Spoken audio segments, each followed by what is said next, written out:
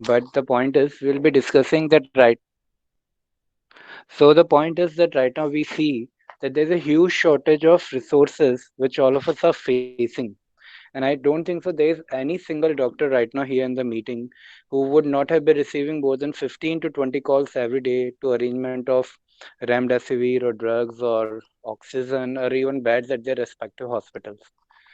So I think what all of us should insist on the fact that it's possible to cut down the patient load over us by promptly treating them and effectively treating them at their home when their lungs are not damaged to the most. And we have to practically keep this target in our mind कि हम लोग जो lung का damage होता है minimize कर दे होने ही नहीं दे. So beginning with the point, first of all, COVID-19 virus. अगर देखा जाए, it is as presumed to be a lab generated virus in Wuhan, which uh, got spread in their market and then rest is spread to the world, maybe due to some laxity by WHO and all those things. But till then, it has created a havoc all over us. So, how does this virus particularly act? Most of us would be knowing, first of all, there is an incubation period, and currently, this variant is a double mutant strain. So, it is said to be an incubation period of 3 to 5 days, 5 days of maximum, with appearance of sore throat, even nasal rhinorrhea, high grade fever, which is persisting. And then there's a period of viremia, which may vary from 5 to even 10 days. So, including the period of incubation period, this total period of incubation per viremia may consist of 10 to 15 days. And then comes the most dangerous and devastating phase of the disease, which is phase of pulmonary involvement. Here, practically a cytokine storm or over immune indulgence of our body leads to sudden damage of the lungs. And I think most of us who have been uh, observing the patient know that this is a very different kind of a sepsis because practically any kind of unregulated immune response of the system is said to be sepsis as per the new guidelines, which we know. So only lungs get involved in this particular syndrome, and there is a very rapid damage of the lung, which we have seen. It happens in a period of 24 to 48 hours. So a patient whom we get a CT scan done, suppose at the beginning of the symptoms might show a little bit of severity. Hello, yeah, might show a little bit of severity like 1 out of 25 or 5 out of 25. But by the appearance of pulmonary phase, that is after 4 to 5 days of the symptoms, if you repeat the CT, we may find that CT score is raised till 12 or 14 or is reached to the moderate to severe level within a period of 24 to 48 hours. So, what we need to know, we need to be very much particular that if we want to treat a patient at home, we have to target the fact that anyhow we have to prevent the lung damage, which is highly essential while giving treatment to the COVID patient. So, what actually happens if we look at most of the prescriptions written to the patient on OPD basis are like azithromycin, doxycycline, which are antibiotic. Then we give Limc, vitamin C, multivitamins, Zincovit, and definitely ivermectin. But frankly speaking, hello. I please request you to mute your mic. Rameshwar Nayak. So it's okay.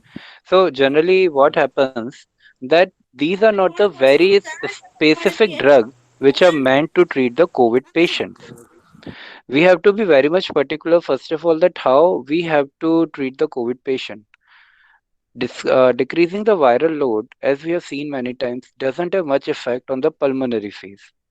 Remdesivir, which is a very novel antiviral drug, we are going to discuss it a bit later, and even favipiravir, which is given orally in loading doses to most of the patient, they have a tendency to decrease the viral replication.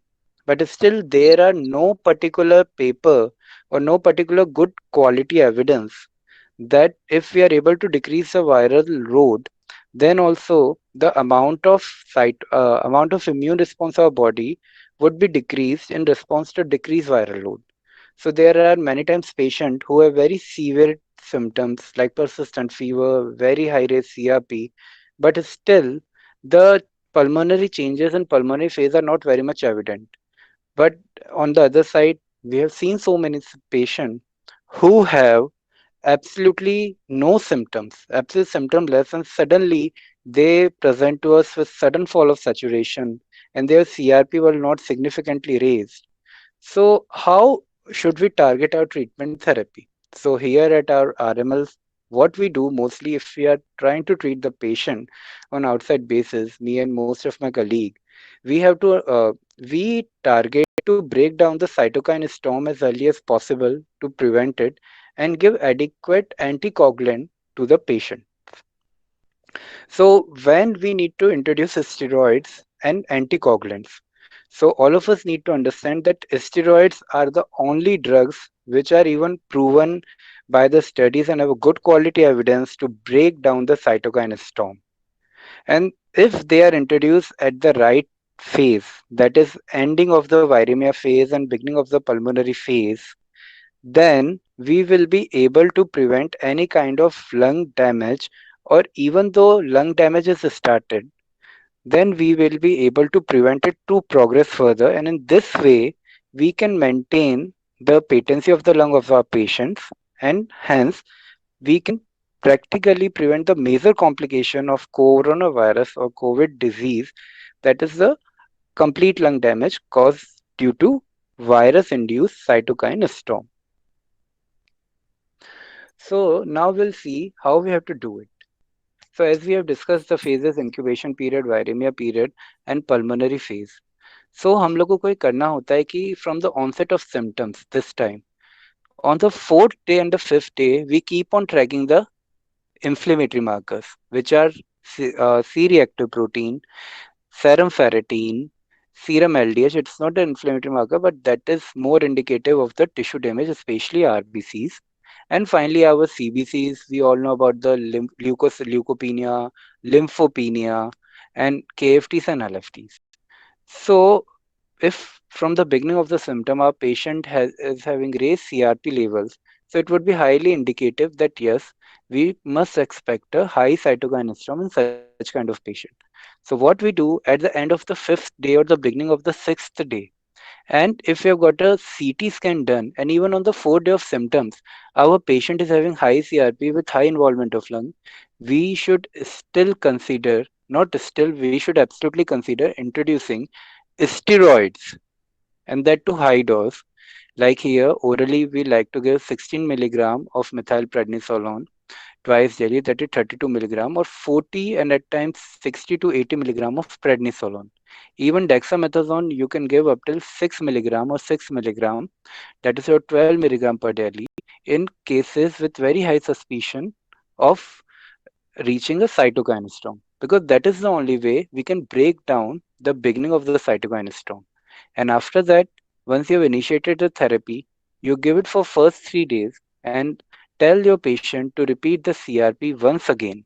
And after that, if CRP is coming down, then we can try to de-escalate the therapy by decreasing the dose. Or if CRP is normalized, at many patients, we have suddenly stopped our steroid immediately after 3 days, because up till 5 days, it is not absolutely necessary that we need to taper off the steroid.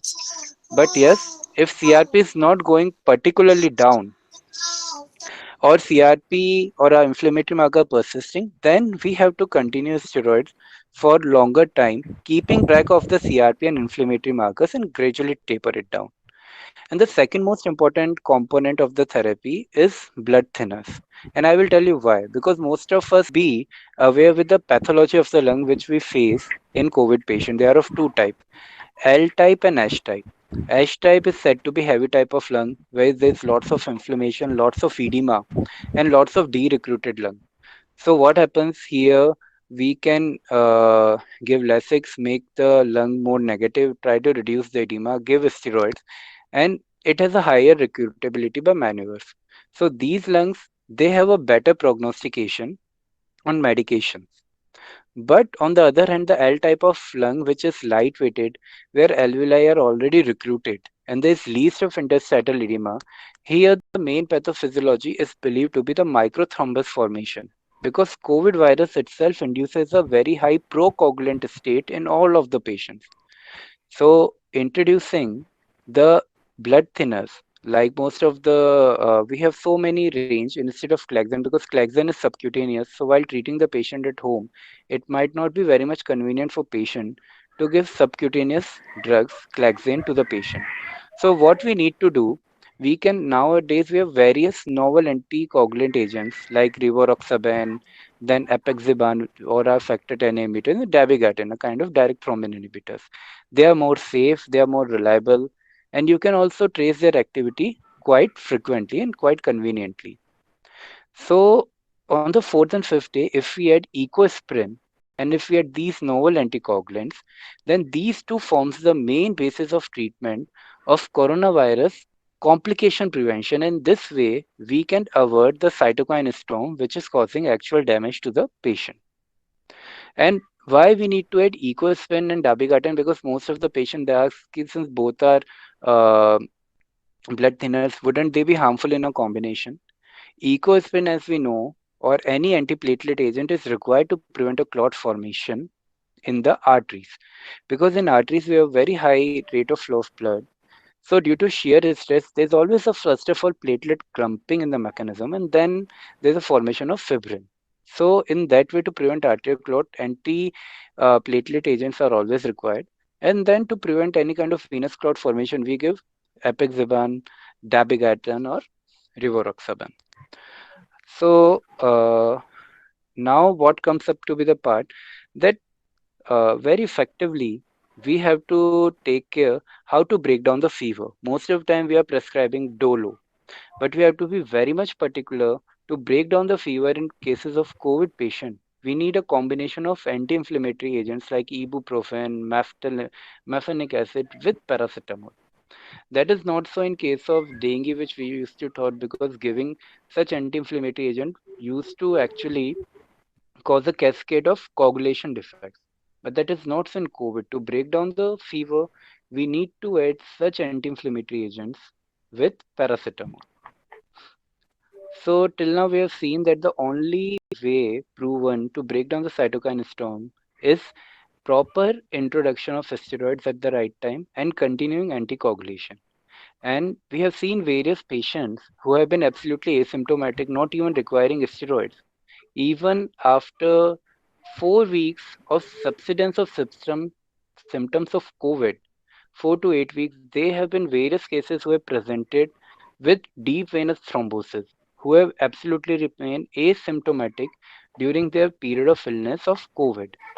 So, anticoagulation, we have to be very much assured of the fact has to be continued even though the patient has become COVID negative.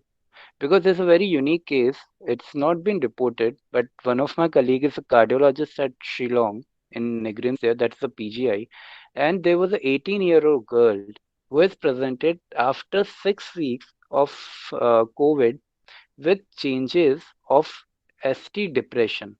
So when they found out there was a reasonable motion abnormality and there was acute clot formation, which they found out on angiography. So actually we can make out that how this disease can be devastating even though once the patient has been cured of initial symptoms. So we see that steroids are the only proven drugs which are absolutely necessary to treat the patient right now at home because at right time introduction they will prevent the progressive damage to the lung. If situation would have been different, we would have beds, then I would have not insisted on starting steroid too early. But at this current scenario, I think it should be a strict protocol to introduce a steroid at the right time and prevent the massive lung damage that is being caused by this particular virus. And then when we further continue, like now we see there is lots of black marketing of drug remdesivir, favipiravir, and tocilizumab. So very frankly speaking, remdesivir is a drug which was first of all introduced as antiviral agent to prevent replication of Ebola and Marburg viruses, which were like quite endemic, not pandemic, in the regions of Africa. But since they were not found to be effective in treating those endemic. So what has happened? There were few previous studies which have shown that initial introduction of remdesivir during the period of viral replication phase. So that includes the incubation period and definitely the viremia phase, where there's a rapid viral replication. But even when we have given remdesivir in patient with severe symptoms, there has been no benefit of mortality anywhere, and there are various papers which have actually proven the fact. And we have seen that nowadays, when patient has passed that period of viremia, has entered the period of pulmonary phase, various physicians have been irrationally prescribing remdesivir. And very frankly speaking, this is an utmost illogical behavior which we have observed over in our clinical practices, because it has been proven that remdesivir itself is given in pulmonary phase when there is increased inflammation may actually lead to acute kidney injury and at times raise uh, and kind of transaminitis in such patients. Second is about the tocilizumab.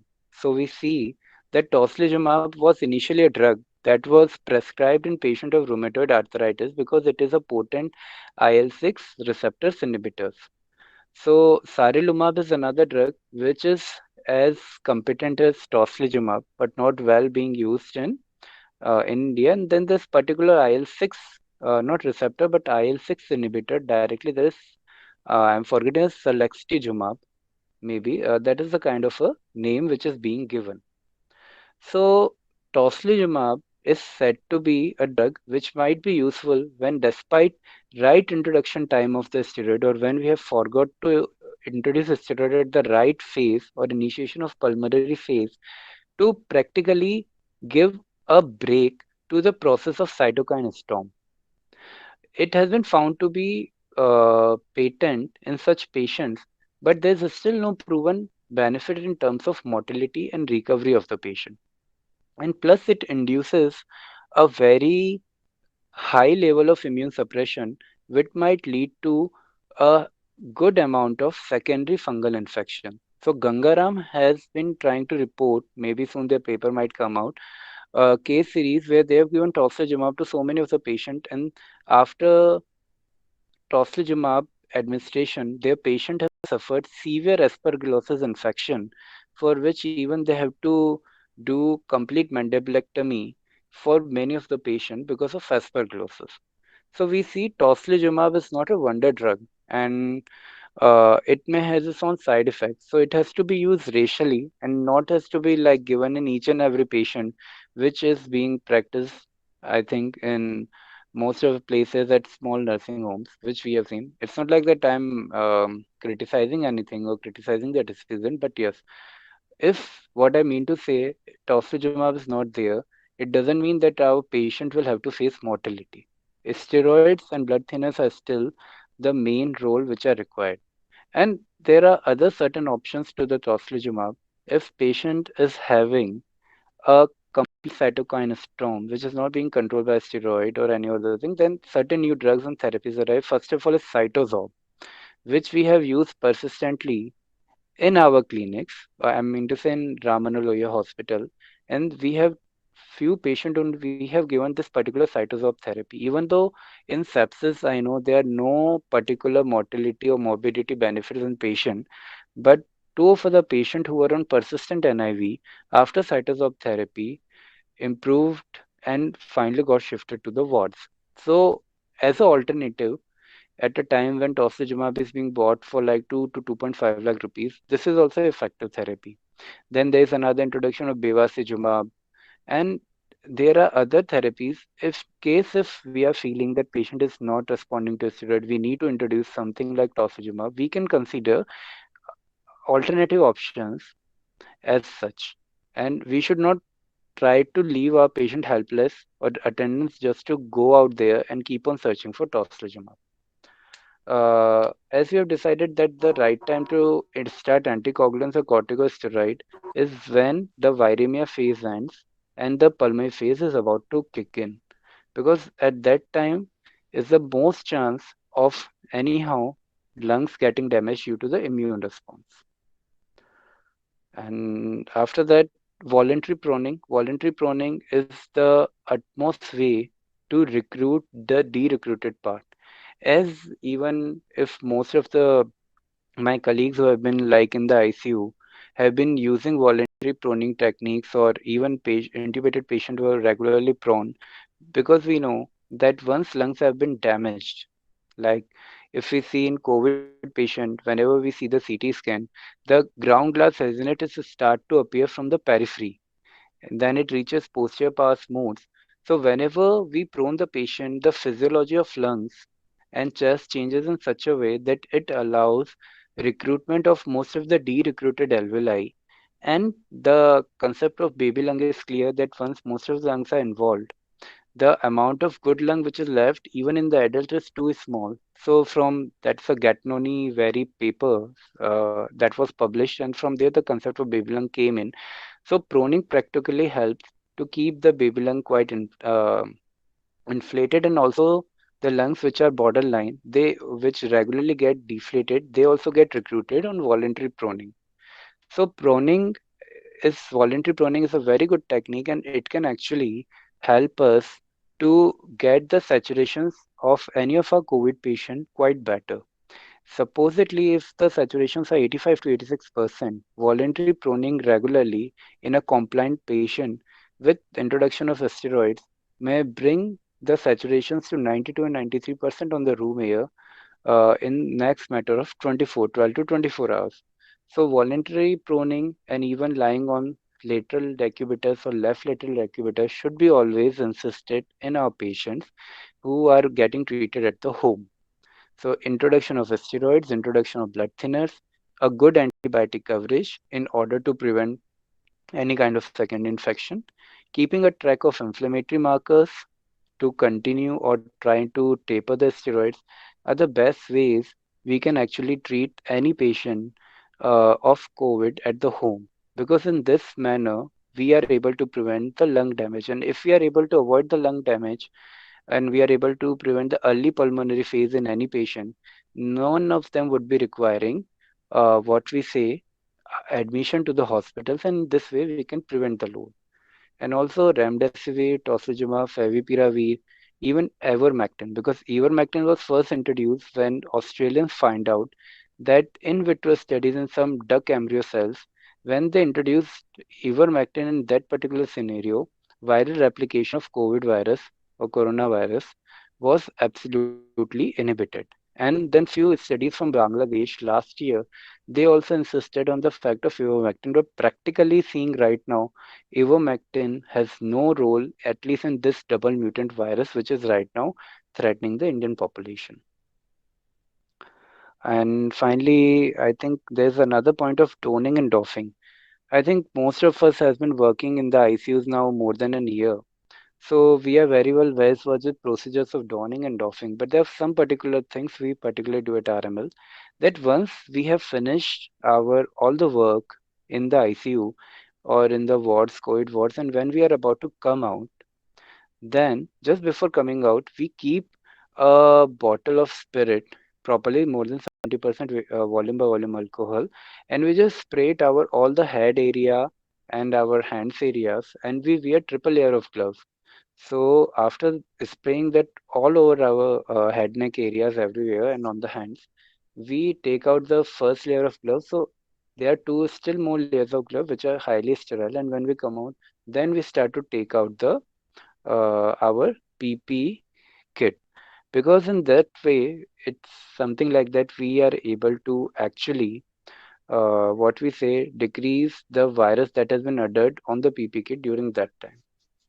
So this is the only thing I think which I can suggest, that while doffing, we can follow. Just before doffing, we can spray our whole PPE kit, at least head, neck area, neck areas, back and hands with the spirit, so that at least for the time being, the virus which has might have adhered, definitely adhered, will get decreased.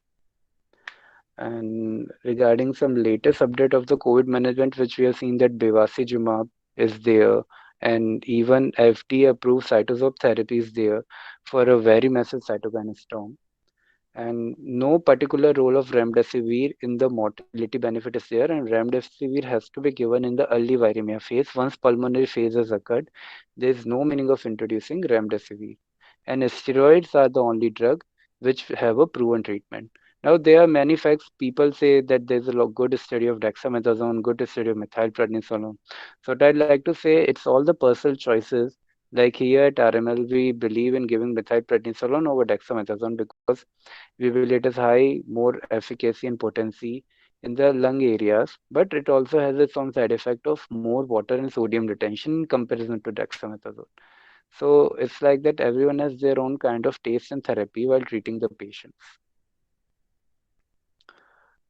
And I think in this way, we are able to better manage patients at our home using our two main pillars, which are steroids and blood thinners. So thank you very much. So can we start with the question answer session? Yeah, definitely. Yeah. Whosoever wants to ask a question, please unmute themselves and ask whatever they want to. Excuse me. Yeah. Sir, you said that after 6 weeks, a person developed an attack of DVT. No, not But actually how can DVT. you That was practically thrombus formation in coronary artery at a young girl, 18, 19-year-old girl. yeah, how can we be so sure that it was due to COVID and after effect of COVID after such a long duration of 1.5 months? Sir, I'll tell you something. That is not the only isolated case. First of all, that girl was 18-year-old, and previously you cannot expect any 18-year-old without any congenital issues or hereditary issues. Suppose if you are 18-year-old and you are already having deranged lipids or you are type 1 diabetic or anything, then only we can say that there is a high probability that she might incur a cardiac event.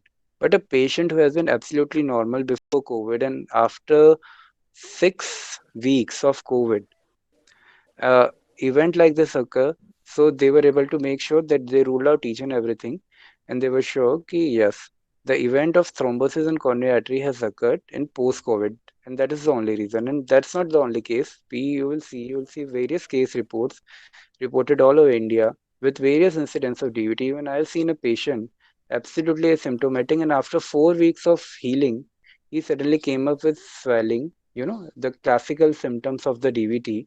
And what he did, he stopped the blood thinners immediately after getting cured from the COVID. So this is a very potent procoagulant state. DVTs and arterial thrombosis are quite common. So Okay, at sir. RML, that's why we tell patient to at least for uh, 3 to 4 weeks to continue with Clexane, Dabigatran, Rivaroxaban, Apixaban, whichever it is preferable. And in all patient, you will see even the ICMR recent recommendations are this to introduce antiplatelet agent and anticoagulants and to continue it for at least 2 to 3 weeks after the complete treatment or cure of COVID.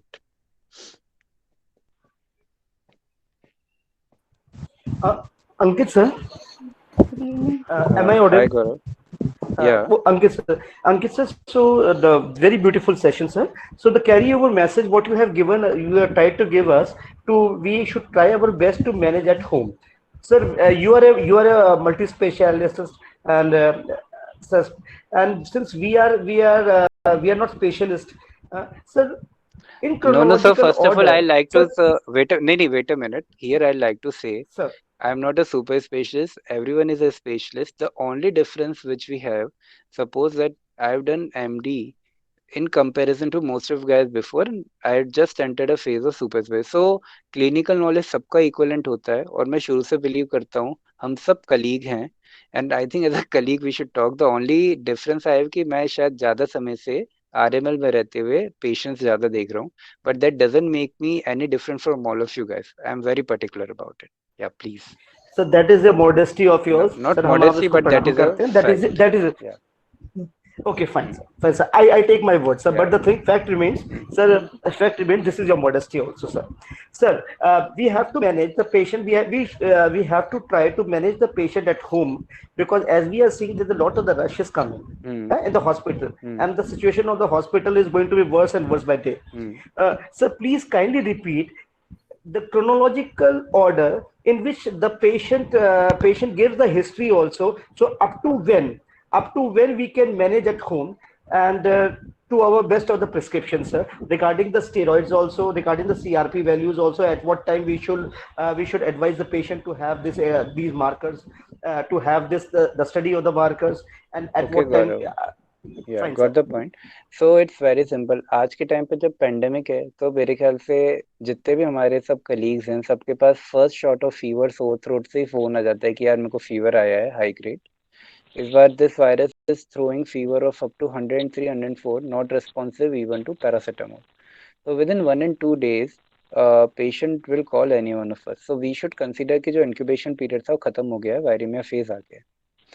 So that time you send the protocol of antibiotics. You tell them कि you will also be needing to buy blood thinners, whichever you prefer. At least start them of steroid. बाकी हमारी चीज azithromycin, doxycycline, multivitamin हम देते हैं, and tell them to get the investigation of inflammatory markers done. And also if possible CT scan, but not that time. Like symptoms के 4-5 days हो जाए, अपना CT करा, अपना inflammatory markers लाए। CT में changes आ गए हैं, चाहे mild आए हों, और CRP हमारी raised हो, so without delay we have to give steroids. And the only reason of giving steroid is that कि right now we don't have liberty of keeping a check or further observing the patient, because in case maximum time हम ये मान के चलेंगे कि involvement नहीं होगा, लेकिन अगर 10% में भी इन्वॉल्वमेंट हो जाता है, और looking at the huge amount of cases which are appearing and we don't have any beds or oxygen left, prophylactically giving steroid to prevent lung damage is the best way on 5th day or 6th day of onset of symptoms. क्योंकि 3 दिन के steroid से किसी को कोई harm नहीं होता, लेकिन एनी हाउ अगर हम साइटोकाइन स्टॉर्म ब्रेक कर देंगे तो it will be always beneficial for the patient with potent lungs और इंटैक्ट लंग्स। That's it. और उसी टाइम पे एंटीकोगुलेशन भी आप इंट्रोड्यूस कर दीजिए। Sir at the same time sir, जब हमने स्टीरॉइड स्टार्ट किए, definitely. Okay okay, and sir at what dose? देखिए जो मिथाइल प्रेडनिसोलोन हम लोग एडल्ट्स में देते हैं 16 मिलीग्राम पर KG, sorry I am sorry sir total 16 to 32 milligrams या पर डे है ना? Yes sir, yes sir. Divided doses. और उससे गैस्ट्राइटिस बहुत होता है तो हमें ये भी ध्यान रखना चाहिए, हमें पेंटोसिट वगैरह या रेमिटिडिन साथ साथ देनी चाहिए। और अगर कभी पेशेंट को थोड़ा सा लूज मोशन वगैरह हो रहा है तो Sporlac, probiotics, anything. And what about anticoagulants sir? Anticoagulants देखिए people nowadays give rivaroxaban which is 10 milligram, or apixaban that is factor Xa inhibitors starting from 2.5 milligram BD, or dabigatran is 110 milligram BD but even 110 milligram OD. dabigatran आप थोड़ा पहले शुरू कर सकते हैं क्योंकि उसका इफेक्ट आने में 3 to 4 days लगते हैं, 2 to 3 days। एंड सर आपने सर लास्ट क्वेश्चन सर आपने कहा कि for at least for the 3 days we have to continue the steroids for at least 3 days, so up to maximum to how many days sir we can have it? Steroid तो आप CRP को trace करते हुए जाएंगे। There are many patient जिनका CRP कम down नहीं आता, तो we have continued steroids for a period of 2 weeks। और उसके बाद भी अगर कोई पेशेंट जैसे बहुत ज्यादा सिक हो जाता है, and this is not I am talking about a OPD patient, ICU में भी, so we have continued low dose steroids, because ये प्रूवन बात है कि एक बार पेशेंट के कोविड से लंग डैमेज हुए हैं तो वो हील होने के बाद भी वो पेशेंट आईएलडी के पेशेंट की तरह एक्ट करता है, इंटरस्टाइटल लंग डिजीज, जिसमें कि इन्फ्लेमेशन प्रोग्रेस करता रहता है। तो you need to even have steroid even at that time to break it down. But या एट ओपीडी पर्पस जब आप घर पे ट्रीट कर रहे हो, high dose steroid for 3 days, first of all check CRP, check inflammatory markers more, continue for 2 more days, और 5 days से ज़्यादा की जरूरत पड़ रही है, then gradually taper it off rather than with a abrupt stop. Up till 5 days you can decide कि आप abrupt stop कर सकते हैं, but after 5 days better कि आप लोग उसको gradually stop करें जैसे हम taper करते हैं। Right sir, so your concluding is that sir, पहले CRP level, फिर after that CRP level, then after that the steroids and anticoagulants, then we follow for the after 3 days again we do the CRP level, and if the CRP level are going down then we will taper it, or otherwise if it's going up then for the maximum of 7 to 8 days we can have the steroids and but after 7 to 8 days you need to taper them off. You cannot abruptly stop a steroid. You have to gradually lower down the dose. So definitely they'll continue for next 2 weeks. It's like that. Fine. Thank you very, very much, sir. Hello, Sir, if Mr. Excuse me, sir. Yeah. Hello, hello, sir. sir. Ha, Hukum. Hello. Hello. Hukum. Yeah, my doubt is, yeah. Hello, sir. Yeah. Good evening, sir. Hi. Hi. Good evening. Actually, my doubt is, you are saying that after giving steroids, we have to continue taper down. But according to like recovery trial, they are just giving for 10 days and they are stopping abruptly to steroids. So, is there any role of steroids tapering down in effect of to prevent the fibrosis or Sir, yeah, there is any? definitely, sir, there's a role, Hukum. I'll tell you why. Because what we have seen, and I'll just give you the example of one of my own relative. What happened that after 25 days of ICU, he just came back home, and the lung involvement was so much that we have to keep him on oxygen concentrator, and he was maintaining room air saturation of 84, 85 with oxygen concentration 2 liter, 90 to 93. And then we again discussed with the pulmonologist and we decided let's treat it like a rapidly progressive ILD, and we introduced prednisolone at a dose of 4 milligram per day. And you won't believe that within a week he started responding, and now his oxygen requirement has come down, and even at 3 liters his oxygen saturation is 97, 98.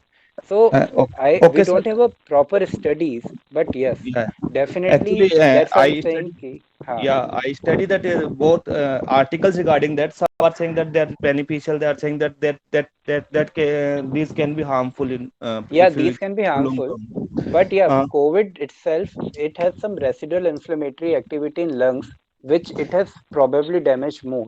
If you are and for able which to, category we have to uh, start? Actually, suppose if patient is in severe hmm. category and after 10 days patient is improved well, he is maintaining Yeah, oxygen saturation so very then we good. don't have to start. But in a severe category patient who is like absolutely recovered but is still maintaining low saturation and persistently requiring oxygen at Okay, low then we rate, taper suppose down and we have then to continue four uh, to five weeks. Okay. definitely, because we Uh, consider that there's some residual inflammatory activities still there.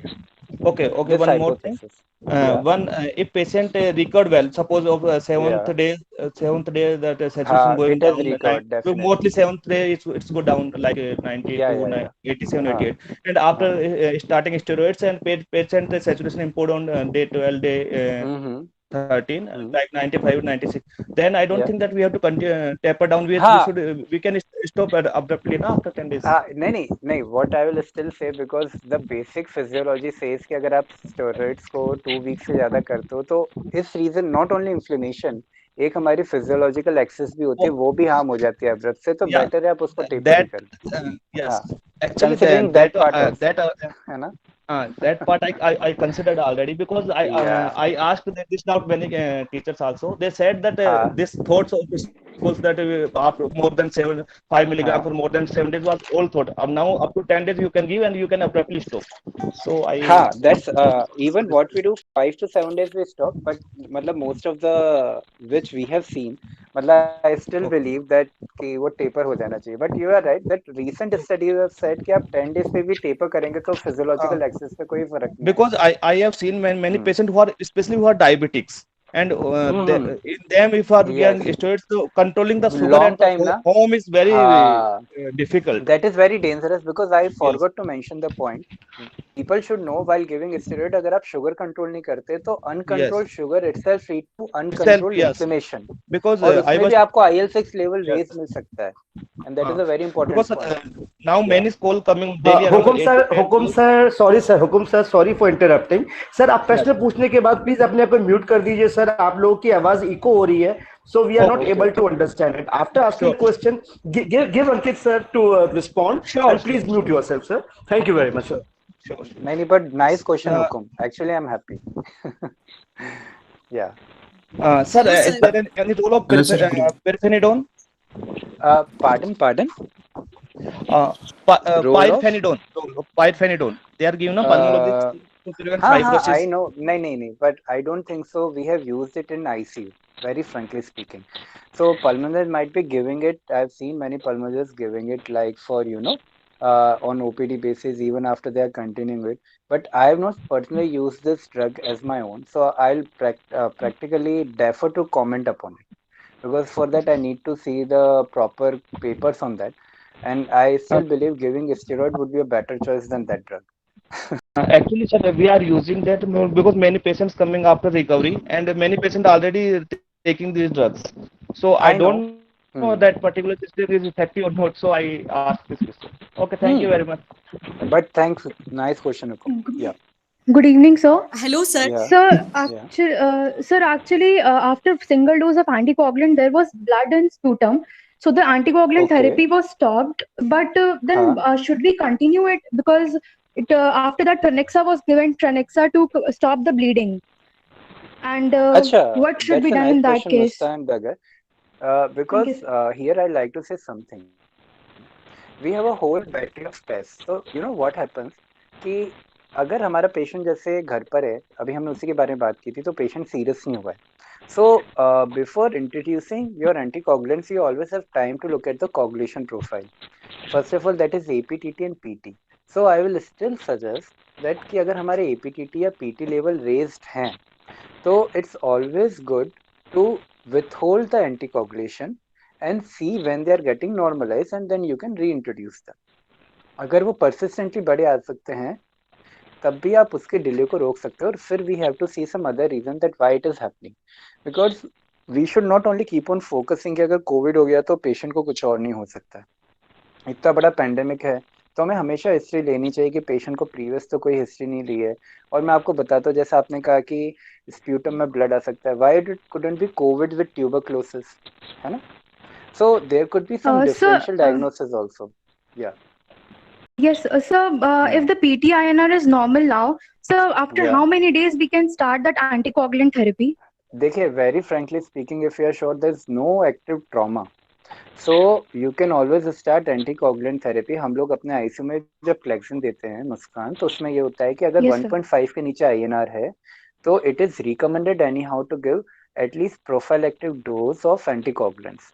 सो अगर आपका INR 1.5 के नीचे है, तो आप even जो ये oral tablet से मैं बात कर रहा था, सेफली बिल्कुल दे सकते हैं, क्योंकि अगर बाई चांस फिर से बढ़ता है, तो वंस यू डिसकंटिन्यू ड्रग, इनका effect immediately of with in Yes, next sir. 10 to 12 hours. या. Yes, sir. Thanks, sir. And sir, after vaccination, is the pulmonary phase will pulmonary damage will be there? Means, is there any protection after vaccination or?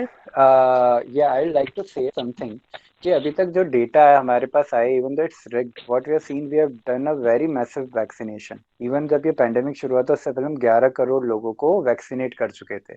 It's like 1/3 population of America and nearly entire population of countries like Russia और सम Canada और something like that. Yes, और sir. उस हिसाब से भी people were panicking कि नहीं, Covishield के बाद भी वी हैव सीन पेशेंट. तो अगर आप वो रिपोर्ट भी कर लेंगे, तो ज्यादा से ज्यादा 11 करोड़ में से अगर हम मान लें 8 करोड़ को कोविशील्ड दी थी और 3 करोड़ को कोवैक्सीन लगी थी, तो डेथ मुश्किल से 10,000 भी नहीं हुई होगी या 11,000 भी नहीं होगी जो वैक्सीनेटेड होंगे. वो मैं बहुत ज्यादा आपको एक आइडिया बता रहा हूँ. सो इट मीन्स कि this is a very small fraction of people with vaccine getting severe disease. So anyhow, our vaccination is effective, because once you give vaccination, that doesn't mean that disease will not happen. It will mean it's going to practically nullify the effect or attenuate the severe effect of the disease. So I don't think so कि जितने भी लोग vaccinate हुए, even I have got myself 2 time documented exposure after Covaxin, but I didn't got affected at all. And even I'm not a silent carrier of the disease. Yes, sir. Thank you, sir. Yeah. Hello, sir. Good evening, sir. Good evening. Sir, actually, we have seen three to four patients, sir. Yeah. 10th day of the disease period, they were started on anticoagulants and steroids on day 5, and they had the Yeah. CT severity of 10 to 15, Got 11 to 15 the in point. between Moderate that. to. Yes, Yeah. sir. Moderate. So in these patients, what happened was on the 10th day when we were monitoring, the CRP and ESR came back to normal, sir. But Yeah. serum ferritin and LDH, they were still LDH high. must have been raised. So LDH was think. 750 and serum Yeah. ferritin was greater than 2000, So and microthrombi lymphopenia, formation. yes sir, so Yeah. lymphopenia still continued, sir. Definitely. There is a yes, so yeah, regarding this, how can we proceed forward with the treatment, like which is a better marker for us to stop the Ha. steroids? Is it No, no, CRP no. or serum ferritin? Now here I will say, Yes. like abhi tak to when I was talking, I was just talking about treating the early patient at our homes. But what you have Yes, asked sir. is absolutely fine. First of all, if you Yes, sir. read about ferritin, there are two things. Ferritin Yes, sir. might also be raised when there is anemia of chronic or something like that. पहले से भी हो सकता है, तो we have to think about that point कि वो तो कुछ नहीं था. Second, you have to rule out a chronic liver disease. Very few people know that serum Yes. ferritin might be alone raised. I'm not talking about LDH. Not this case कि आपके सारे Yes. Inflammatory marker down हो गए पर serum ferritin बढ़ा हुआ है, वो chronic liver disease के cases में भी बढ़ा हो सकता है. But in this Okay. particular case which you have discussed, ferritin is raised plus there is LDH which is raised, which is a marker of practically RBC lysis and lymphopenia is there.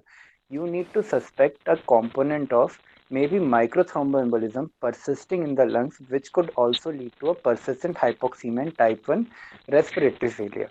And definitely anticoagulation. I'll tell you something, there were few reports of partial dose thrombolysis which many centers used to carry. वो क्या करते थे, alteplase की 1/2 या 1/4 dose से patient थ्रोम्बोलाइज करते तो सबका हाइपोक्सीमिया ठीक हो जाता था बेस्ड ऑन द रिपोर्ट्स की सीआरपी वगैरह ठीक आ गया है, लेकिन आपका एलडीएच और फेरिटिन बढ़ा हुआ है.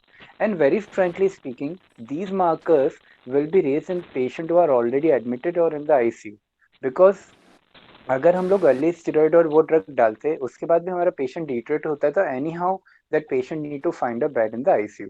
But what you have asked, there is a high probability of that patient having episodes of microthrombi formation in pulmonary arterial system. Okay, sir.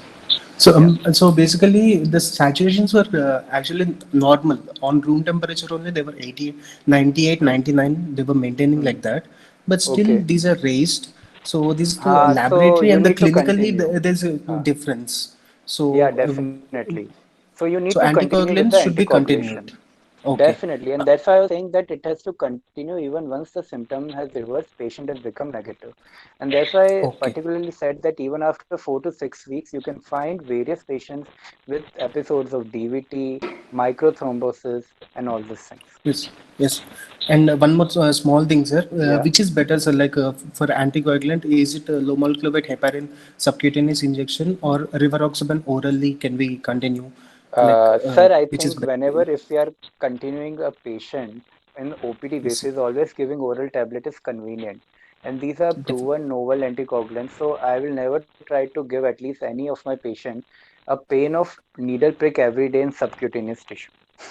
Thank you, sir. Thank you so much, sir. Yeah, definitely. Good good evening, sir. Thank you, sir. Good evening. Good evening, sir. Good Hello, evening. good Good evening, evening. sir. Good Sir, evening, Ashwin. sir, how do we know that viremia phase is ending and pulmonary phase is about to begin, sir? Definitely, I'll tell you. You see Sir. why this disease is dangerous.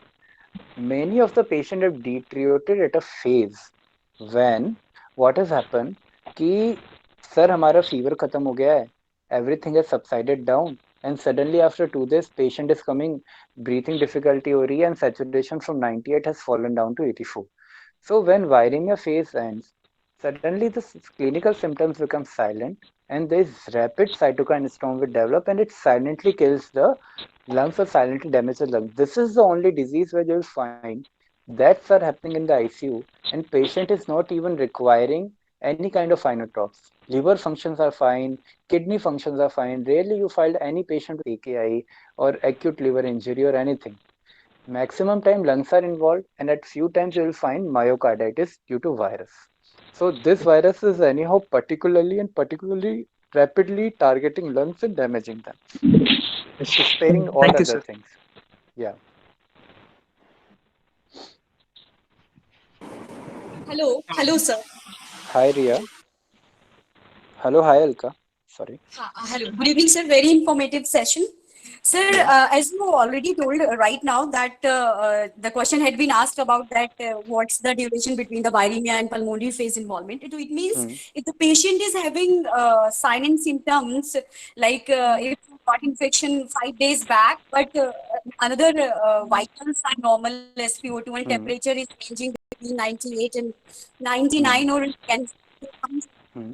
So in this condition also we should think about the Yes, investigation. you are absolutely right.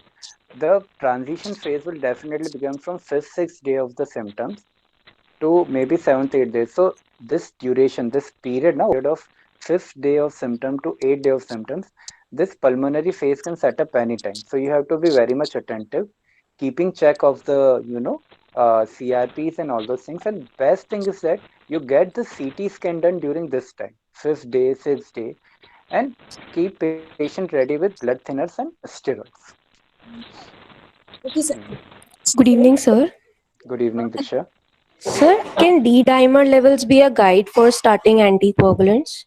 I will rather tell you that we should take D-dimer as response to the anticoagulants, because let's make it clear, D-dimer are the products of degradation of the clot. So D-dimers will always be raised whenever the clot has formed.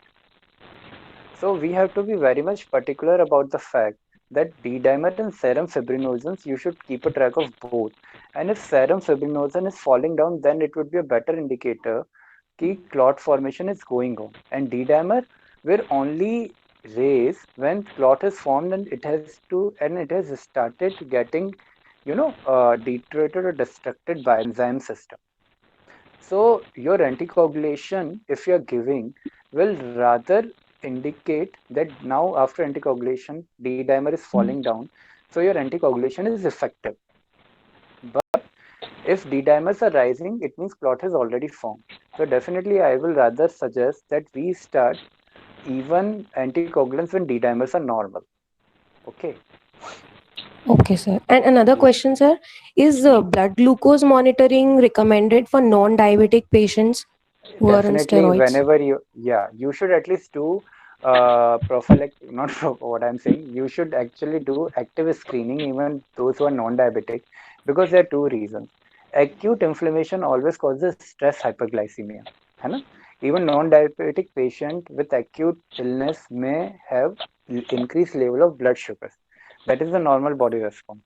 Plus, when you introduce a steroid, they are going to raise the blood sugar. So, a healthy non-diabetic patient during this acute phase might have very highly raised blood sugars. So, active monitoring is important. That's why we say good hydration is utmost important point, because even before giving insulin, even before giving any kind of drug, if you just give good amount of water to a patient who has well functioning kidneys, sugar is going to come out with diuresis only. And kidneys are also natural good filters. They will not only remove the glucose, they also remove the inflammatory markers. So kidneys help you in both the sense. So keeping a patient well hydrated always help you up in this pulmonary phase with raised sugars. And then you do the monitoring for 3 to 5 days. You can do intensive control by using insulin, both long acting and short acting. Okay, sir. Sir, Thank you. Hello, sir, sir. Hello. Good evening, sir. good afternoon, sir. Sir, is Yeah. favipiravir recommended in mild disease, sir? Yeah, definitely. If it is available, I will say give favipiravir from beginning of the symptom. Why not? Because if they are not beneficial, they are also not harmful.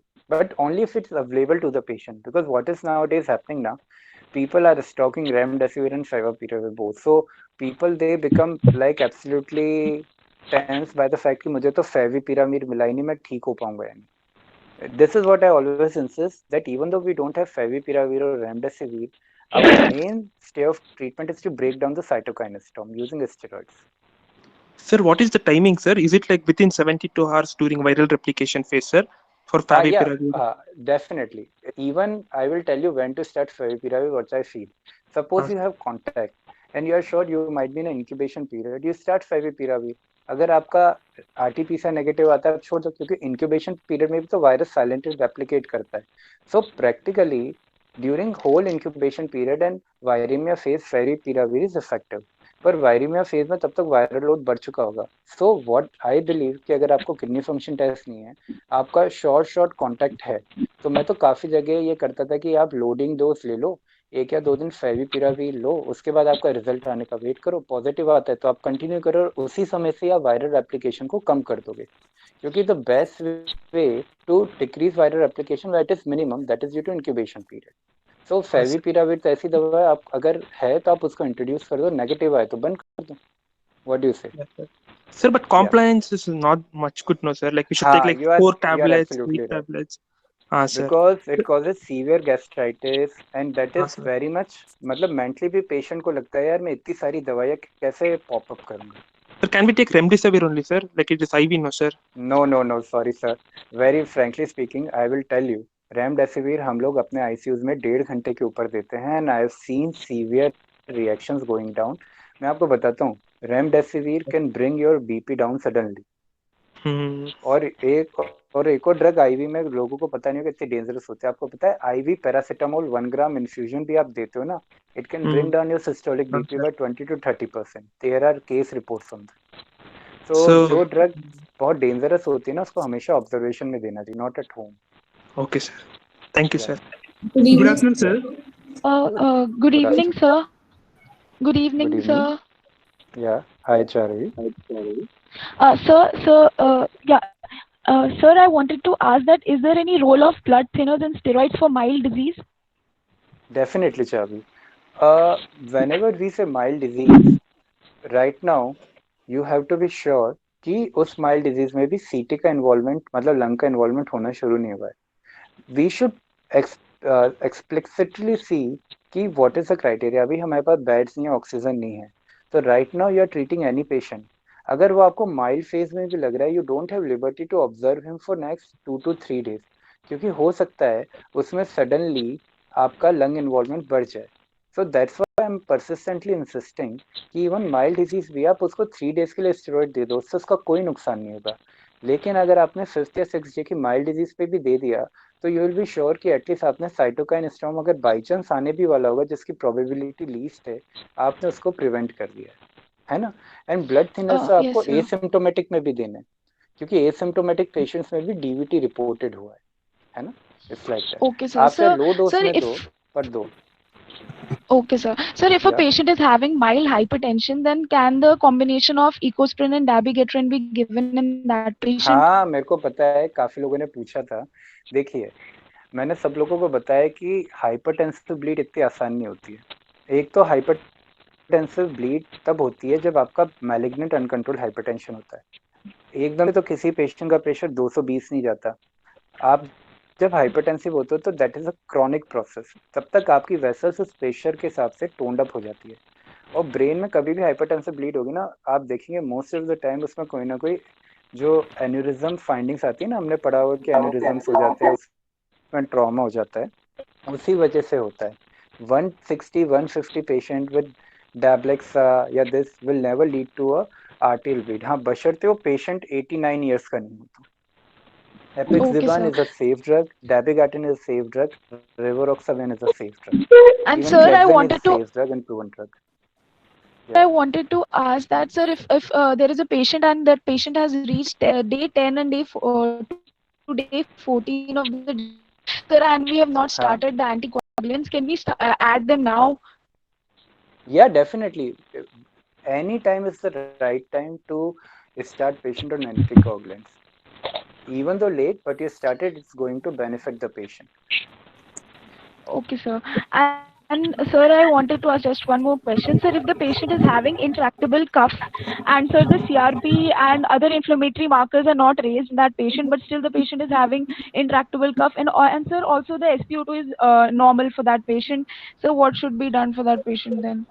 No. For that, you have a liberty to practically give some soothing agents. First of all, see what is the reason for intractable cough. Tell him to do some deep breathing exercises, because cough also happens when there is derecruitability of the alveoli.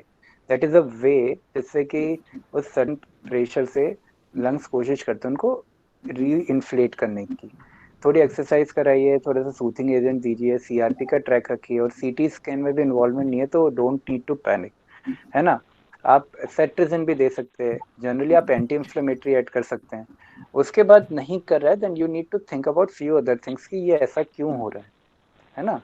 आप steam दे सकते हैं, है ना, because of CRP inflammatory markers are low. और 5th-6th day हो गया, मैं ये नहीं कहूंगा बिल्कुल ही आप स्टेरॉइड दे दो, और सीटी स्कैन फाइंडिंग है तो कोई इंडिकेशन बनता ही नहीं है. Sir, good evening. Good evening, sir. Good evening. Good evening, sir. Okay, sir. Thank you, good evening Shubho. sir. Good evening, sir. Sir, you told CRP पहले देखना है, पहले 3 दिन में. Yes, sir. CRP repeat करना है. 3 दिन पे देखना है. हाँ.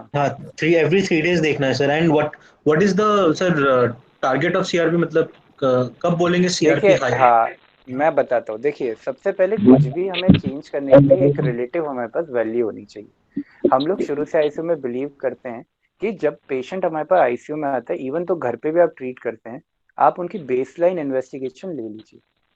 हो सकता है कि जब आपका पेशेंट आया तो उसका सीआरपी 40 हो, है ना? आपने 3 दिन बाद कराया तो 80 आ गया। तो 40 से 80 होना इतना ट्रबलसम नहीं है। फिर आप डिसाइड कर लेंगे नहीं स्टेरॉइड चलाना है। लेकिन वही एक पेशेंट पहले दिन जब आपके पास आया हो, उसका सीआरपी 2 हो और 3 दिन पे 80 हो गया, that would be the most troublesome thing. क्यों? क्योंकि that is a very rapid rise and you have to be particular कि नहीं, मैं इसको अर्ली इनिशिएशन ऑफ स्टेरॉइड करूंगा क्योंकि there is a high chance he might be having severe inflammation. So in that way, we have to take the baseline value, then we have to see how it is getting changed. And suppose अगर जैसे हमारा initial value 70 था, उसके बाद वो 40 आ गया, तो your treatment has responded well. And उसके बाद फिर आप 2 दिन कंटिन्यू करो, 40 से सडनली वो 8 आ गया, then you can say मैं 5th या 6th डे पर ही बंद कर दूंगा, because I have broken down the steroid. शुरू में जैसे 30 आया, Yes. हाँ शुरू में 30 आया, हाँ फिर थैंक 80 यू गया। सर। एक और क्वेश्चन था सर मेरा। हाँ सर, हाँ एल टाइप और एच टाइप के बारे में आपने बताया था, एक बार उसको आप रिपीट कर सकते हैं प्लीज? एल हाँ, टाइप। बिल्कुल सिंपल सा है। H type means heavy type of lung, यानी कि वो ऐसा लंग है जिसमें बहुत ज्यादा इडीमा है इंटरस्टाइटल एरिया में, उसके एल्वुलाई में भी बहुत ज्यादा इडीमा है और वो कोलैप्स पड़े हुए हैं। तो practically that is a kind of lung जिसमें बहुत ज्यादा वाटर रिटेंशन हो गया है। तो ऐसे लंग्स के लिए आपका थेरेपीज है, स्टेरॉइड है, आप लेसिक्स देके इंटरस्टाइटल इडीमा कर सकते हो, आप रिक्रूटमेंट मैन्यूवर करके एल्वुलाई को रिक्रूट कर सकते हो। तो इसमें इन मैन्यूवर से क्या होगा, आपका लंग रेस्पॉन्ड करेगा और आपका टाइफन हाइपोक्सीमिया कम होगा।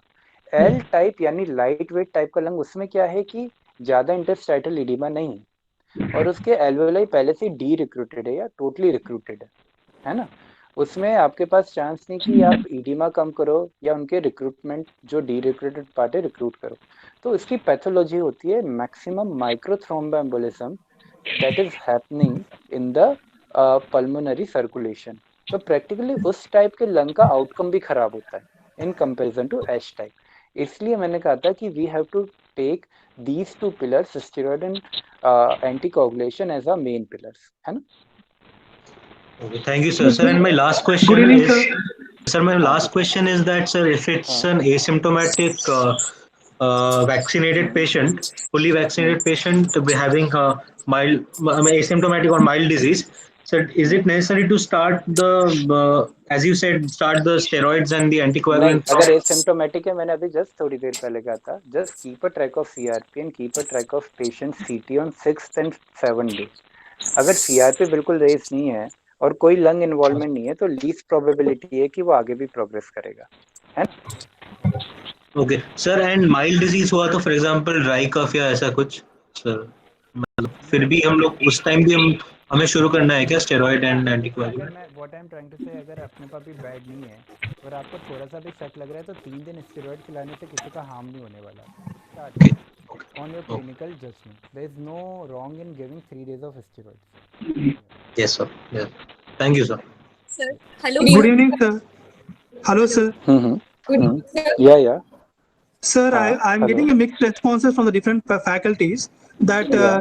can asthmatic patients can take the vaccination, sir, whether it is Covaxin or Covishield. Sir I will tell you something कि एस्थमा के ऊपर लेके बहुत सारा आया है।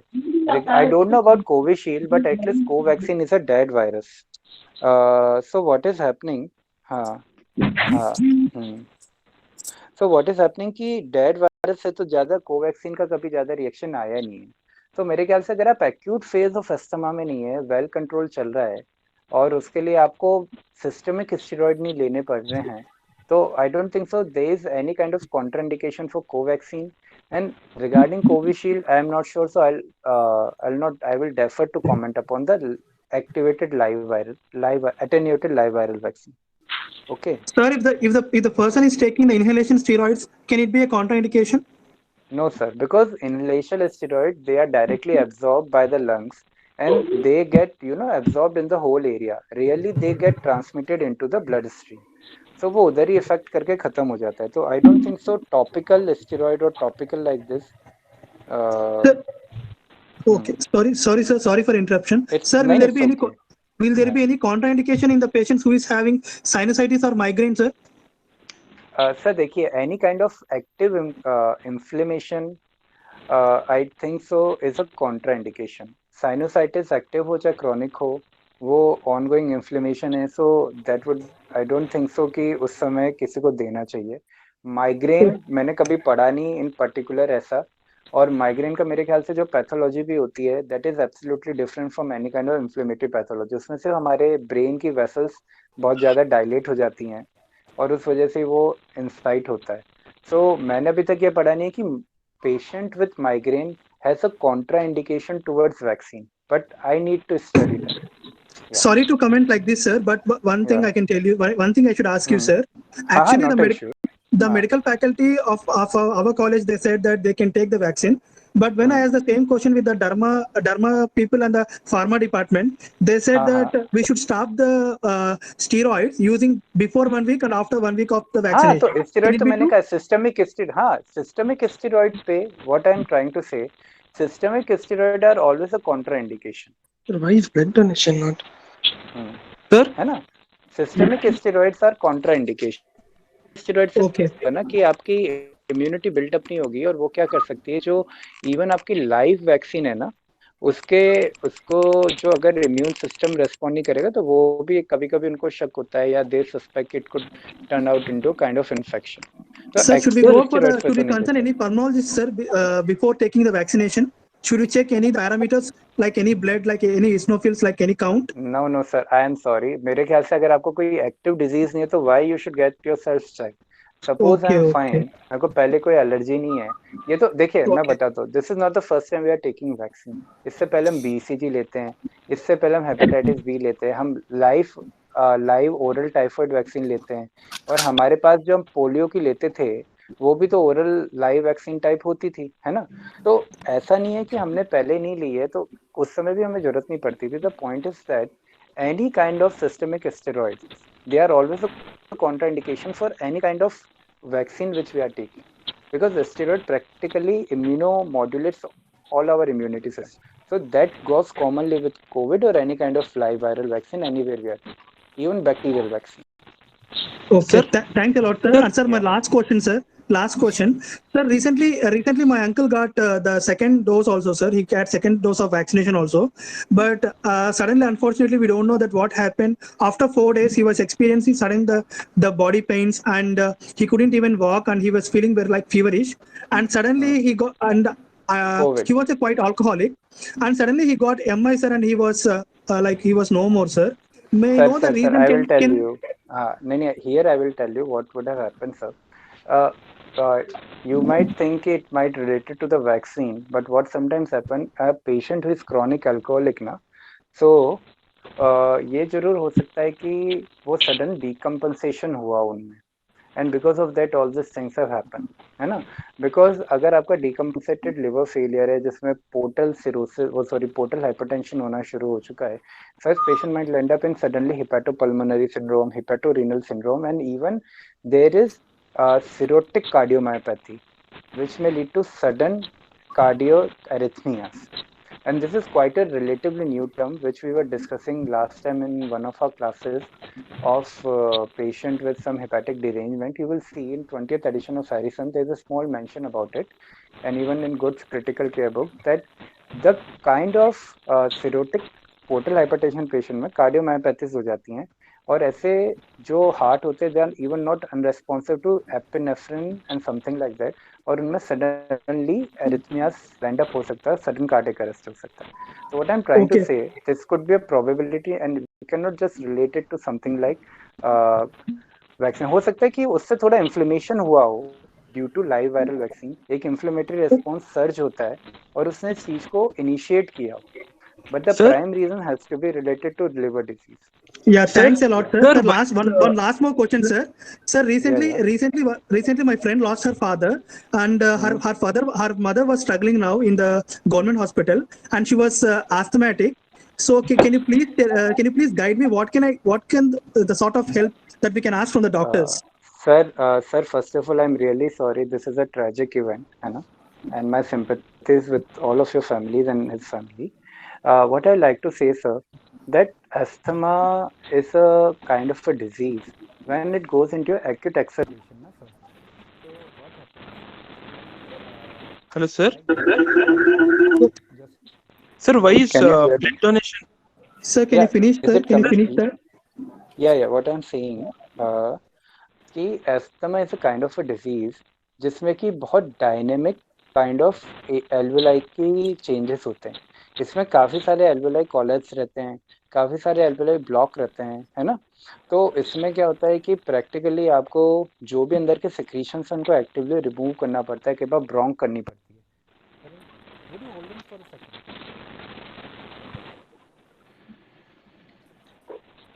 Hello. Hello, sir. Thank you, sir. Sir, why Hello. is sir, why is blood donation Hi. avoided post-COVID Hi. vaccination, sir? Hi everyone. Sir has asked to hold for a second. I think he might have got a call. Okay.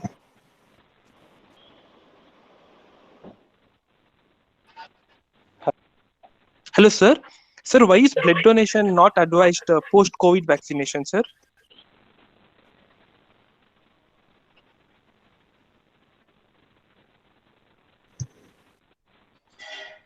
Hello, ma'am.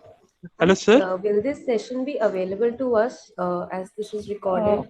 So This is getting recorded. Yeah, we'll upload it on our YouTube channel, and the links to which would be shared on our official What is the name of the social channel? media Channel platform. name, please. National Medicals Organization. You can search it on Instagram, Facebook, or YouTube or Twitter. Thank you. We'll post the link of this session on each of our social platforms. Please follow us, and you'll get updates. Yeah, Ma'am, will it be posted on NMO Delhi or NMO Bharat? Which page? NMO Bharat and NMO Delhi both. You can follow either of them. Ma'am, one question. Ma'am, can we get sir Facebook account or any Insta account?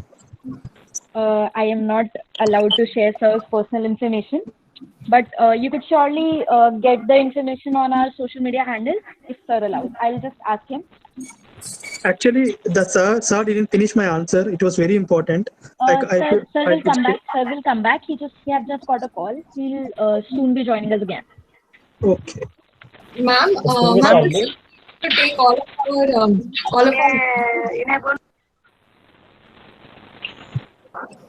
excuse me, ma'am. Ma'am, I have one question, ma'am. Yeah, Jaspreet. Ma'am, why is blood donation? Why is blood donation avoided post-COVID vaccination, ma'am? Any such reason? I'm so sorry. I'm just a final year MBBS student. I won't be able to answer your question. Okay, ma'am. Thanks. Am I audible? Yes, sir. Audible, sir. Hello. Yeah. Yes, sir. अच्छा. Hello. Yeah. Hello, sir. होता है कि कभी आप vaccinate कर Please लेते tell the हैं. treatment, sir. Wait a minute, पहले मैं वो ब्लड डोनेशन का फिर ट्रीटमेंट का बता रहा हूँ. व्हाट हैपेंस कि जब हम वैक्सीनेट हो जाते हैं, there is a active immune system going it's against that virus. तो अगर आप इस बात को सोचिए कि अगर मैंने आपके अंदर लाइव अटेन्यूएटेड वायरस डाल दिया है that might be going inside your blood creating immune system, तो वो प्रैक्टिकली आपका ब्लड एक इन्फ्लेम कंडीशन में, जैसे सेप्सिस वाले पेशेंट या किसी पेशेंट का ब्लड डोनेट नहीं करते ना, तो जिसमें एक एक्टिव इम्यून एक्टिविटी है वो सब चलती रहती है. ऐसे लोगों का हम हमेशा पूछते हैं ना, कोई एक्टिव डिजीज प्रोसेस आपकी बॉडी में है तो ब्लड डोनेशन नहीं लेते, तो इम्यूनाइजेशन के बाद भी थोड़ा इस तरह का रहता है. तो इमीडिएटली हम आपको नहीं बोलते until unless that process is finished and you have developed adequate antibodies. है ना? It's like that. So what is the period of Asthma. arresting any kind of blood donation after vaccination? Sir, regarding that, I need to have a look at the guideline for that because this is quite a new process. So अभी तक है ना, plasma donation का तो मेरे को पता था कि एंटीबॉडीज बनने में जो आपका सेकंड डोज के बाद टाइम लगता है, तो आपका प्लाज्मा में एंटीबॉडी हो गया, आप किसी को दे सके. But regarding blood donation, I will have to read the 28 days guideline. actually. Blood donation mostly 28 days we cannot give it. हाँ, मतलब वही है कि 28 डेज तक तो हम देते नहीं है, उसी के बाद करते हैं, पर एग्जैक्ट गाइडलाइंस तो मुझे ही पता नहीं है. Thank you very much. Thank you so much. I had a doubt. So can you explain? I Good evening, actually sir. joined the meeting late. I actually joined the meeting late. I just have Good a small evening, doubt. So that हाँ हाँ, I if am a listening person to has, everybody, एक एक करके सब बोल yes, sir. सकते हैं, I will answer, Sir, if a person has समझ been रहा vaccinated, if a हाँ person हाँ has been vaccinated and if he gets his antibody titers done and if the antibodies are good, so is that person eligible for plasma donation? मेरे ख्याल से तो plasma Yes, donation के I लिए have the होना same चाहिए, question. क्योंकि plasma का क्राइटेरिया ये होता है कि आपके अंदर एंटीबॉडीज हो which we take out. So it's not required that the person would have recovered from COVID. Hello Even if the person has got vaccinated and if he has good antibody titers, he can donate blood, donate plasma. हाँ, मतलब अगर आपके antibody टाइटर है तो हर कोई plasma donation के लिए होता है, as per Okay, I know. okay. अगर Thank you, sir. आपकी एंटीबॉडी उससे भी हुई है तो मेरे ख्याल से उससे दिक्कत तो नहीं होनी चाहिए। तो नेक्स्ट। सर वो चीज अगर Okay, कोई thank you. Covid Can I मतलब ask a अगर अगर question? कोई पहले कोविड Hello. इन्फेक्टेड था Hello, या sir. फिर अगर हेलो वैक्सीनेटेड है तो Hello, फिर sir. सिचुएशन सेम होगी ना दोनों के Hello, केस sir. में? Can I ask a question? Hello. Yes yes Hello. Okay sir Sir, thank you. as in your session, you had told that ivermectin is not perfectly working as earlier it was working हाँ to हाँ decrease the viral load. But everyone is prescribing ivermectin. In fact, all the protocols, madam all the madam देखिए, guidelines. नहीं नहीं, it's like ICMR guideline. देखिए ivermectin से हमारे देश को एक फायदा हुआ, डीवर्मिंग हो गई है। सो इट्स वेरी सिंपल, अगर किसी ट्रीटमेंट का कोई नुकसान नहीं होता तो अगर उसका ज्यादा बेनिफिट नहीं है, पर अगर कहीं हमें है कि एक probability it might be beneficial, तो there is nothing wrong in prescribing it, और ये भी आईसीएमआर गाइडलाइन में है, तो अगर वो लोग Then, कहते हैं तो करना है। हाँ then which one be like most ideally preferable to reduce this viral load, sir? Ma'am, viral load मैंने वही कहा, अगर आप इंक्यूबेशन पीरियड में फेविपिरावीर चला दें जो Yes. एंटीवायरल ड्रग है, उससे बेनिफिट आ सकता है।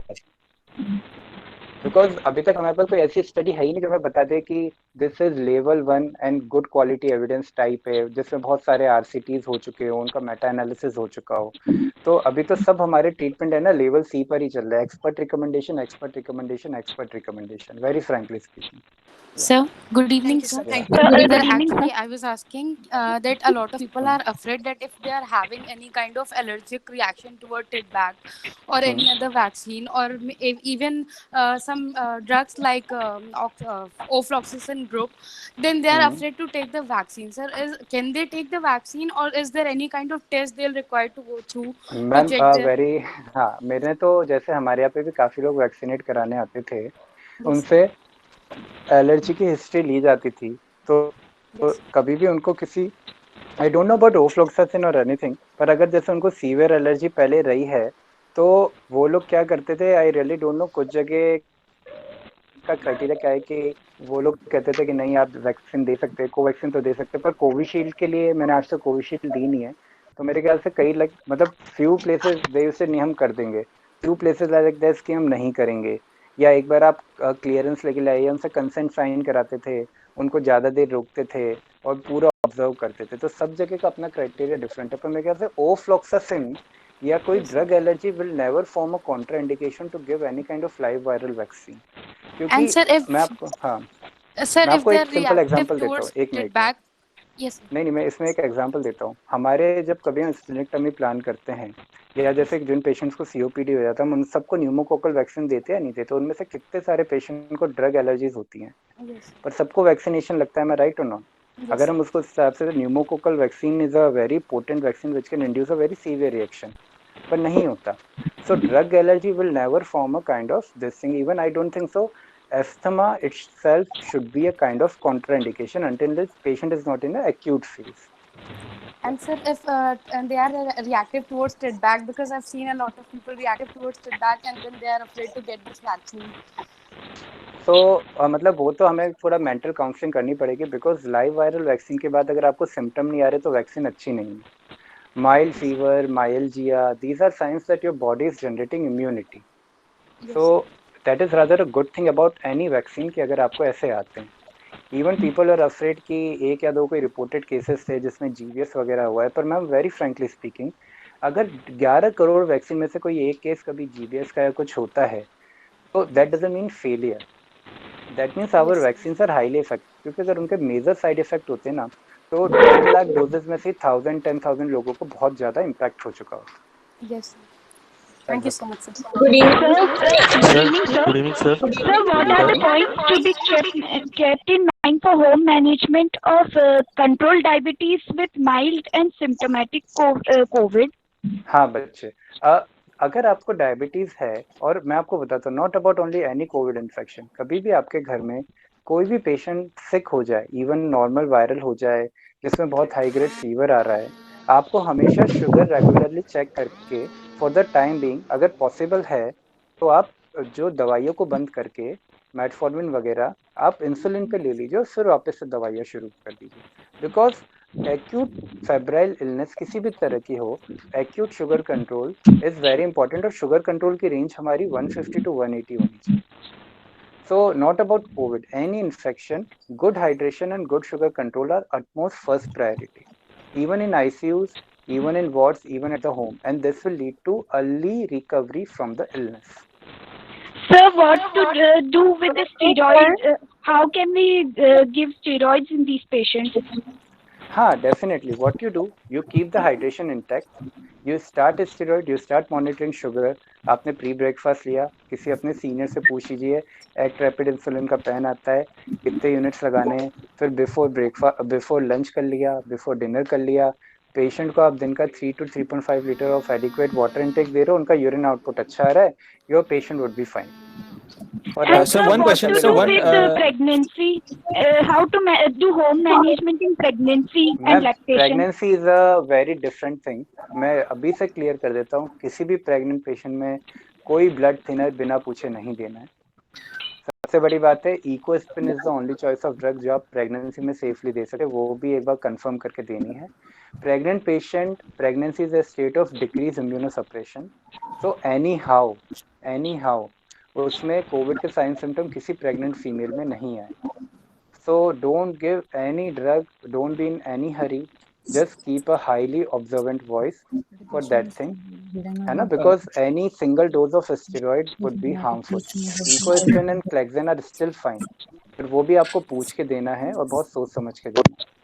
Pregnancy will by default form a highly specialized case to manage, जिसमें discipline involved हो। Sir, I have one doubt, sir. I have just turned an intern and I'll be joining COVID duty after 2 days.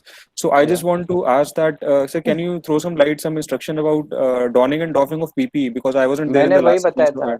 ये देखिए, dawning PP का जो particular protocol था follow करेंगे, लेकिन जब आप डॉफ करने जाएंगे ना उतारने के लिए, yes sir, be very particular कि जब एक तब ट्रिपल लेयर पहनना, तो आप क्या करना कि एक स्पिरिट की बोतल आसपास होती है ना, वो रखना। Yes sir. आपका पूरा काम खत्म हो जाए, आप अपने हेड के ऊपर, शोल्डर्स के ऊपर, सामने छाती से लेके और हैंड्स तक के ऊपर स्पिरिट अच्छे से लगा लेना और फिर अपना ऊपर वाला ग्लव उतार लेना।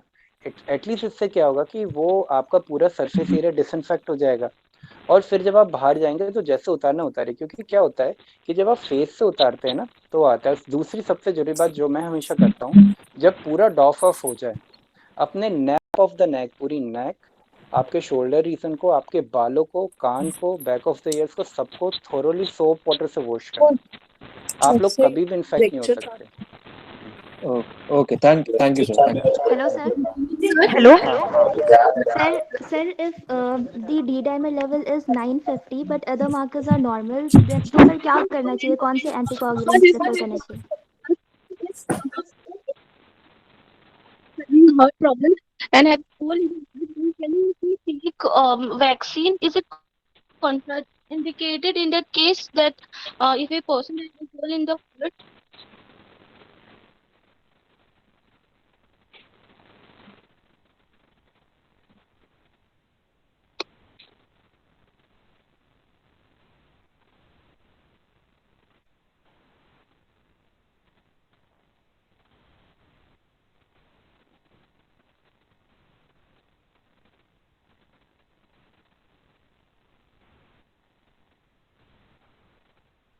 Hello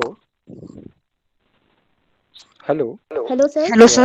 Hello, sir. Hello, sir. Sir, I was asking that if the Sir. D-dimer level is 950 but other markers are normal, then कौन से anticoagulants prefer करने चाहिए और कब मैडम तक? वही, चाहे आप क्लेक्सिन दे, आप चाहे डाबिकाटिन दे, that is up to you. पर मेरे ख्याल से अगर इतना ज्यादा परसिस्टेंटली रेज है तो एक बार आपको वीनस डॉपलर्स लोअर लिम्ब के जरूर कराने चाहिए कि एटलीस्ट वहाँ पे कोई क्लॉट तो नहीं है। और उसके बाद अगर नहीं है और पेशेंट को फिर भी ब्रीथिंग डिफिकल्टी हो रही है तो that forms a very potent indication for pulmonary embolism, तो हम बेसिक 2D एको करके देख सकते हैं, जिसमें कि हमें एटलीस्ट RA और RB डिस्फंक्शन का पता लग जाएगा, TR ट्राइकस्पिड रिगर्जिटेशन मिलेगा because of pressure effect on the RV, और एक्यूट पल्मोनरी एम्बोलिज्म में कॉर्नल साइन मिलता है एकोकार्डियोग्राफी में, जिसमें कि राइट वेंट्रिकल की फ्री वॉल बल्ज टाइप हो जाती है। तो ये सारी चीजें एको में हमें पता पड़ जाएगा, और उसके बाद भी अगर हमें फिर भी शक है या एको में माइल्ड सिम्टम्स है, we go for a CT pulmonary angio. Only D dimer raise to such high levels, तो यही सारे इंडिकेशन हो सकते हैं। तो एटलीस्ट अगर आपका मेजर पल्मोनरी एम्बोलिज्म नहीं है और सब सेगमेंटल आर्टरीज के क्लॉट्स हैं या DVT है, उसमें main indication full dose anticoagulation ही होता है और कुछ नहीं होता। Good evening. So what should be the dose of? Please So mention dose of anticoagulants.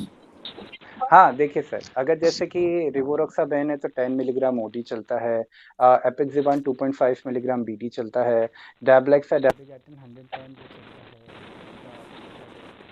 है, आपका ये BD पर कभी जगह में OD भी चलाता हूँ अगर कम इन्फ्लेमेशन होता है। क्लेक्सेन की डोज होती है 0.5 मिलीग्राम पर kg पर बॉडी वेट इनिशियली, और अगर इस तरह का डी डाइमर बढ़ गया है तो 1 मिलीग्राम पर kg बॉडी वेट, मतलब वंस डोज। सो 60 मिलीग्राम सुबह, 60 मिलीग्राम शाम को एनोक्सापैरिन आप दे सकते हैं। We have so many options depending on our convenience. Good evening, sir. Sir, if the D-dimer is like 4 and patient is RT-PCR is negative, still we can give like OD anticoagulant. एक बार hold कीजिएगा। मैं request, अभी मेरे को ICU से काफ़ी call आ रही है, मैं अभी इस सेशन को बंद करके फिर कभी आपके क्वेश्चंस के आंसर दे सकता हूँ, is it possible? Hello, Yes, sure, sir. Trying Sure, to sir. Say कि मेरे बहुत सारे ICU के कॉल्स आ रहे हैं, आई हैव टू सैलवी जी। हाँ Yes, sir. Yes, sir. अंकित सर एक Yes, sir. That would be more important to you now. Because अभी अंकित आई एम सर रिसीविंग एक so many calls sir. Yes, sir. Yes, okay sir. Ankit So we Ankit sir can एक arrange for closing something statement to have a contact with you later on. हाँ Like बोलिए, email. क्या कह रहे हैं? अंकित sir इन ए हाँ closing statement sir last आप advice दे दीजिए सर। मैं सर हेल्थ स्पेशलाइजेशन में हूँ, पब्लिक हेल्थ में, हाँ सर, और सर हाँ सर, मैं सोनीपत एरिया में कार्यरत हूँ सर। मुझ पे अच्छा क्योंकि सर, वो रूरल एरिया ज्यादा आता है सर। अब हाँ सर कम्युनिटी स्प्रेड हो रहा है, lot of the people are having the questions, मुझे कॉल करते हैं सर। हम इसको कैफेटेरिया अप्रोच कर सकते हैं, क्योंकि for any patient if I advise कि go for the CT scan, sir आप जानते हैं कि प्रिवेलिंग इस टाइम सिचुएशन में क्या हो रहा है और कोई इन्वेस्टिगेशंस भी नहीं हो पा रही हैं। तो सर हम इसको एक रैशनल बना लें कि हमें हाँ स्टीरॉइड्स देनी है, हमें हाँ एंटीकोएगुलेंट्स स्टेरॉइड देना फिफ्थ डे है। पे देनी है, एटलीस्ट CRP मेजर करते हुए, क्लिनिकली देखते हुए 3 दिन के लिए तो एटलीस्ट स्टेरॉइड दे देनी है, और पेशेंट से रिक्वेस्ट करना है एटलीस्ट CRP तो वो कराता रहे सिम्टम्स के साथ, और SpO2 मेंशन करता रहे, because in this way only we fine can prevent major workload of hospitals on pandemic by keeping the patient treated और exact. Voluntary prone. Thank you very much. Yes sir, thank you sir. ठीक I है, like thank to you take very your very leave, much that sir, was a thank nice you. Session. Thank you, thank Thank you, sir. Thank you, sir.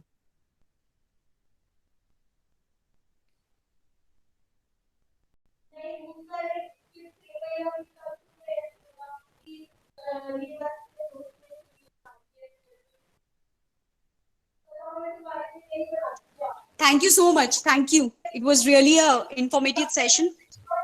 Hi, I would just like to end. Hello. I would just like to end on this note that follow us on our Facebook and Insta page. We'll be keeping updates and we'll find a way to connect you to sir. Thank you, everyone. It was a great Thank you. session. Thank you so much. Thank you. I'm ending the session. Thank you, everyone. Shivangi, can you?